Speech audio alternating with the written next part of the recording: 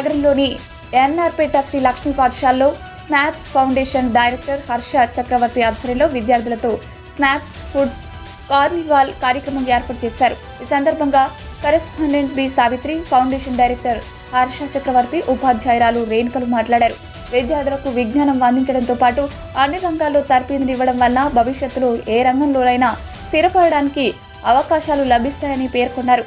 విద్యార్థుల్లో ఒకవైపు విజ్ఞానంతో పాటు ఇతర రంగాలపై అభిరుచులను పెంచుకుంటారని, ఇది వారిలో పోటీతత్వానికి దారితీస్తుందని, తద్వారా వారికి ఉపాధి అవకాశాలు ఎక్కువగా లభిస్తాయని తెలిపారు. విద్యార్థులు ఫుడ్ కార్నివాల్లో పాల్గొనడం పట్ల సంతోషం వ్యక్తం చేశారు. ఫుడ్ కార్నివాల్లో దాదాపు 200 మంది విద్యార్థులు పాల్గొన్నట్టు చెప్పారు. తమ ఇళ్లలో తల్లులు చేసే వంటకాలపై విద్యార్థులు నైపుణ్యం సాధించడం అభినందనీయమని వారు తెలిపారు.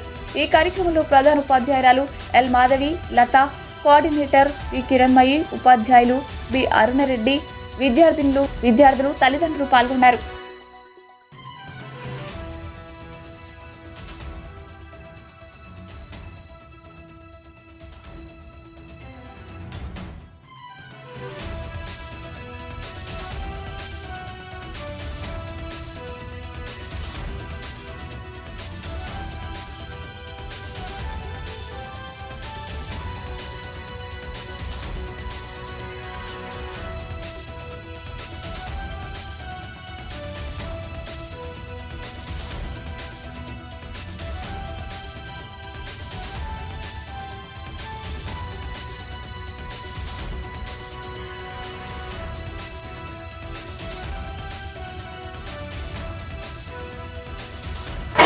At a branch we conducted food carnival.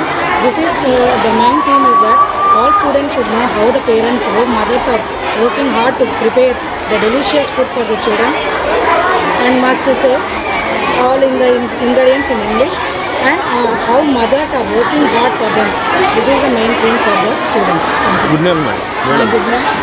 Kiran sir. నమస్కారం.